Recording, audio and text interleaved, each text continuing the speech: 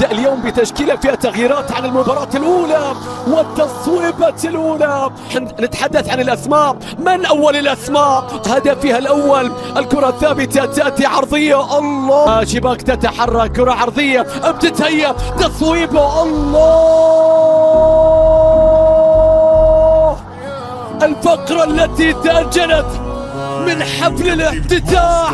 كرة طويلة وعالية وصلت إلى أيمن حسين، قوية يا الله، والعراقي يريدها مرة أخرى، عرضية في مكان راح يتصرف، يلعب لكرة عرضية، نواف يفقدها، يا لها من كرة، الكرة تعود من جديد، كرة عرضية، لكن انظر الآن التصويبة تأتي، الدربكة مستمرة، المنتخب العراقي أراد أن يسجل الهدف الثاني مبكرا مع بداية شوط المباراة الثاني، صافرة حاكم المباراة.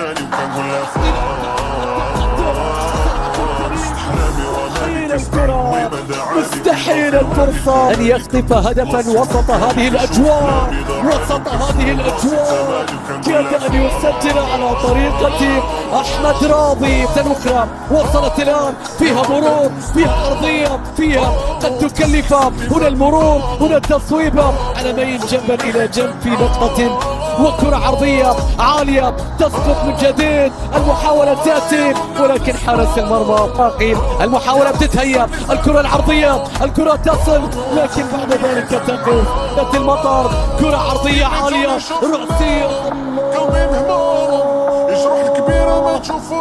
المنتخب العراقي يسجل هدفا ولكنه لا يحتسب يا رستم، يسجل هدفا ولكنه لا يحتسب من قبل الفار. ماذا سيقول حكم المباراة؟